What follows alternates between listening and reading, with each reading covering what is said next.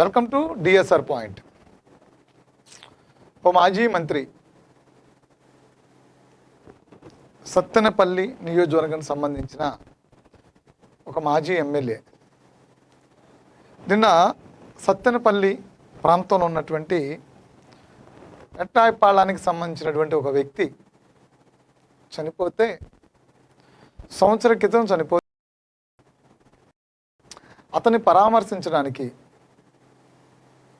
ఆ పార్టీ ముఖ్య నేత, ఆ పార్టీ నాయకుడు జగన్మోహన్ రెడ్డి, పులివెందుల ఎమ్మెల్యే జగన్మోహన్ రెడ్డి ఆ ప్రాంతానికి వస్తుంటే ఈ మాజీ మంత్రి అనేటువంటి అంబటి రాంబాబు, ఇక్కడ నేను రెండు యాంగిల్స్ మాట్లాడతా. అంబటి రాంబాబు అనే వ్యక్తి సత్తెనపల్లి నుండి అంటే పోలీసులు అనుమతి ఇచ్చారు. ఎంత అనుమతి ఇచ్చారంటే ఆ పులివెందుల ఎమ్మెల్యే, ఆ పార్టీ నాయకుడు ఆ పార్టీ అధ్యక్షుడు ఆ జగన్మోహన్ రెడ్డి, ఈ పులివెందుల ఎమ్మెల్యే జగన్మోహన్ రెడ్డికి ఇచ్చినటువంటి వైఎస్ఆర్సీపీ పార్టీ అధ్యక్షుడు పులివెందుల ఎమ్మెల్యేకి ఇచ్చినటువంటి ఆ విగ్రహ ఆవిష్కరణకి వెళ్ళటానికి, పరామర్శకు వెళ్ళటానికి ఇచ్చినటువంటి అనుమతి ఎంత అంటే ఒక 3 వాహనాలు, అదేవిధంగా కొంతమంది జనాభా, వాళ్ళ కార్యకర్తలు కావచ్చు, పార్టీ నాయకులు కావచ్చు, ఇంకెవరైనా కావచ్చు, ఒక 100 మందితో పాటు వెళ్ళడానికి అనుమతినిచ్చారు.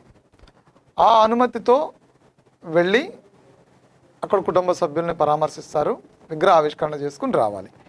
కానీ దానికి ఆ అనుమతులకి ఆ నిబంధనల్ని వైలేట్ చేస్తూ, ఆ నిబంధనలను అతిక్రమించి దాదాపు 30 నుంచి పైన కాన్వాయ్ కాకుండా 30 మించి ఆ పైన ప్రైవేట్ వాహనాలతో పాటు వెళ్ళారు.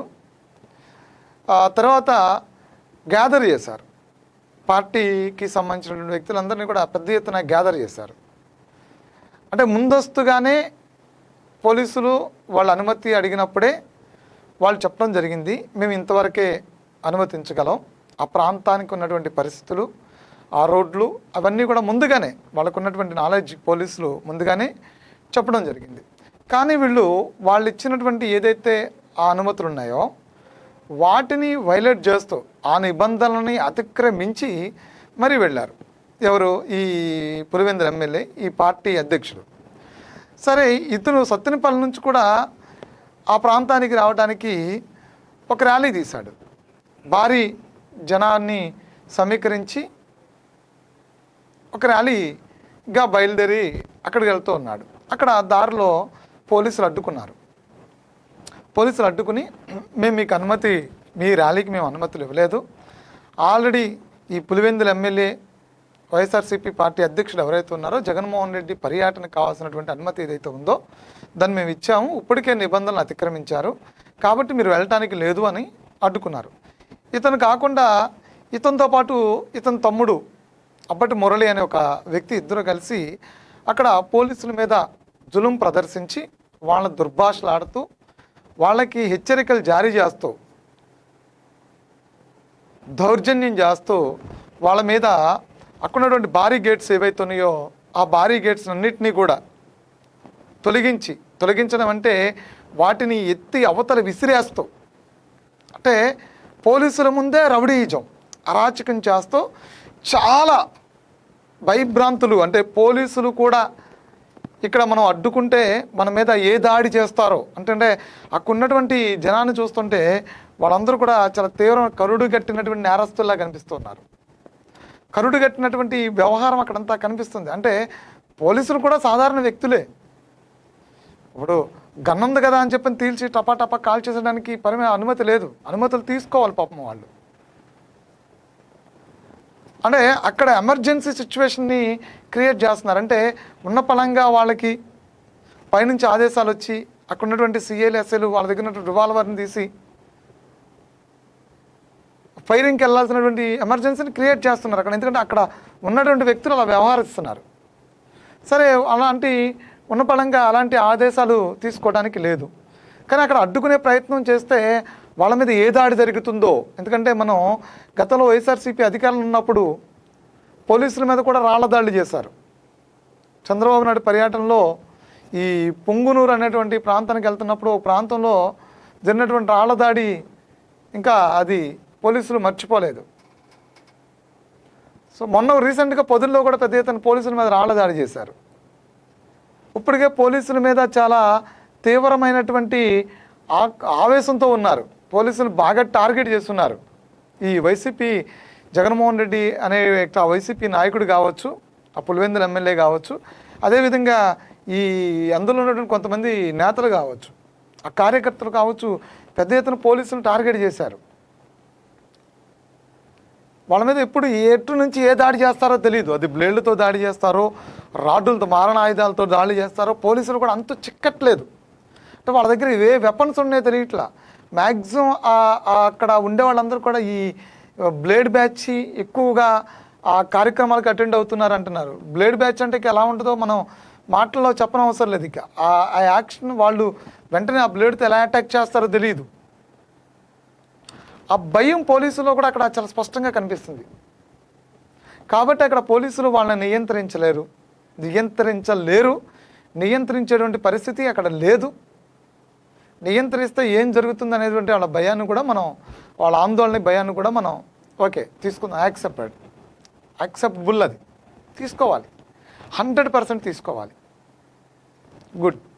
మనం ఎందుకంటే వాళ్ళు విధానాలు ఎలా ఉంటాయి అనేది, మన తెనాలి అనే ఒక ప్రాంతానికి వెళ్ళినప్పుడు ఆ ప్రాంతంలో కొంతమంది యువకుల్ని పరామర్శించినప్పుడు ఆ యువకులకు ఉన్నటువంటి ట్రాక్ రికార్డ్ ఏంటి, వాళ్ళ మీద ఉన్నటువంటి కేసులు ఏంటి, పరామర్శించింది ఎవరిది అనేది మనకు తెలుసు.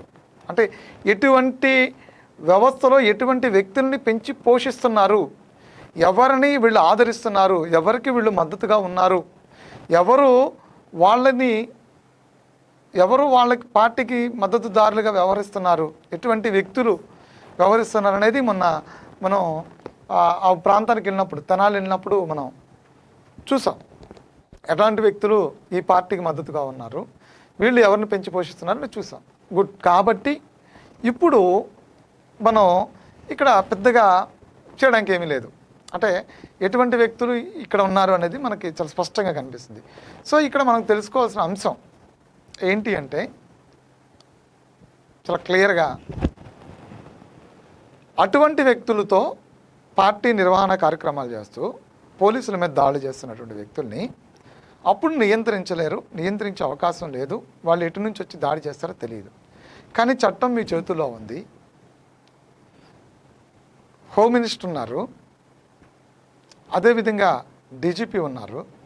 కొన్ని ఆదేశాలు తీసుకుని తెనాలి సంఘటన మీకు గుర్తుంది కదా, జగన్మోహన్ రెడ్డి అనే వ్యక్తి పరామర్శించిన వ్యక్తి మీ పోలీసుల మీద ఏం మాట్లాడారో మీకు గుర్తుంది కదా. పోలీసులు ఎందుకు వాళ్ళని రోడ్డు మీద తీసుకొచ్చి వాళ్ళని అరికాల్ ట్రీట్మెంట్ ఇచ్చారో మీకు తెలుసు కదా. మీరు వీడియో తీసి కూడా బాహ్య ప్రపంచానికి మీరే పంపించారు కదా. దాని తర్వాత ఏదైనా ఎదుర్కొందాము అని చెప్పారు కదా.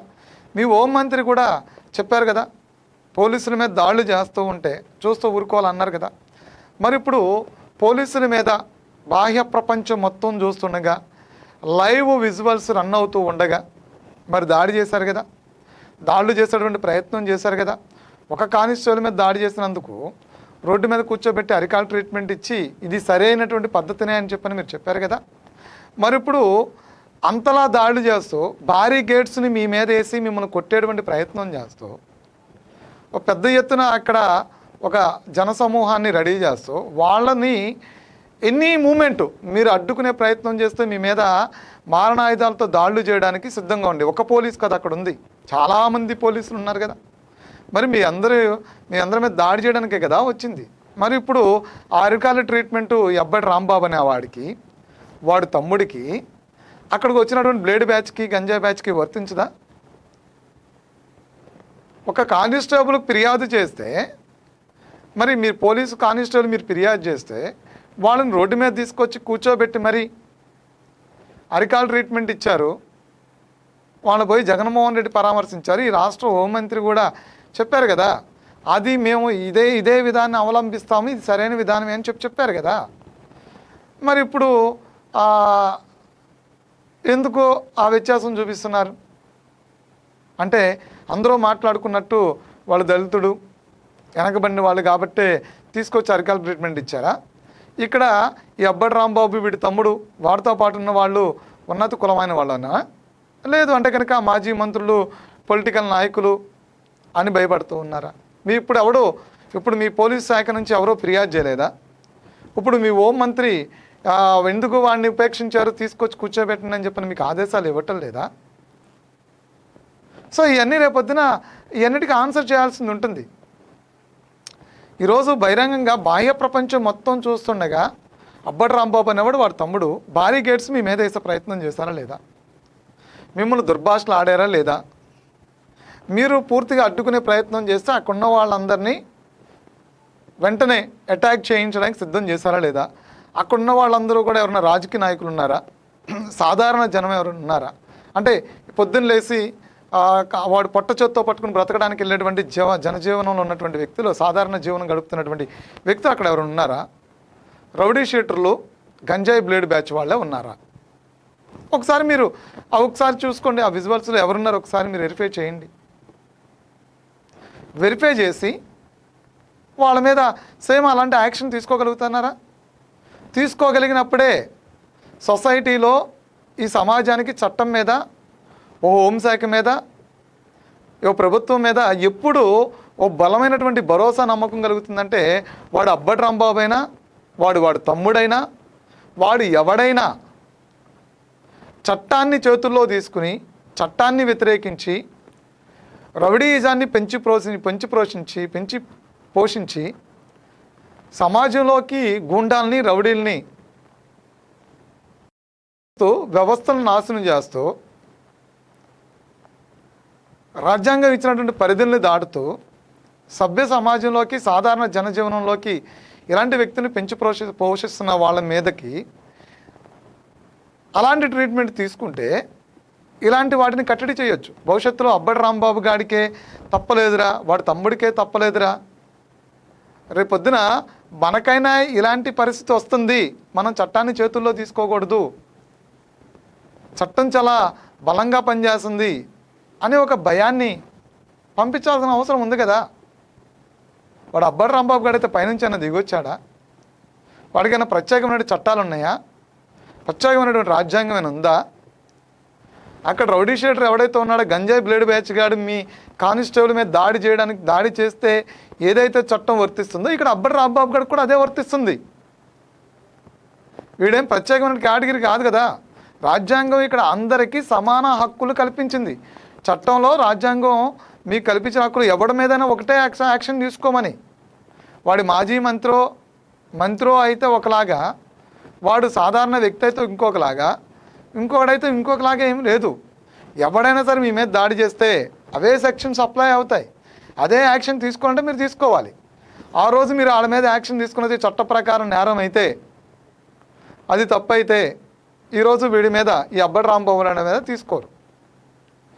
ఆ రోజు మీరు ఎవడైనా సరే పోలీస్ మీదకి వస్తే ఇలాంటి ట్రీట్మెంటే ఇస్తాము, చట్టం అంటే ప్రతివాడికి భయం ఉండాలి అని ఒక మెసేజ్ మేము పంపిస్తున్నాము, అక్రమాలు చేసే వాళ్ళకి, రౌడీలకి, గూండాలకి మేము ఈ మెసేజ్ని పంపిస్తున్నామని మీరు నమ్మితే, సో వాడికి కూడా అదే ట్రీట్మెంట్ ఇవ్వండి.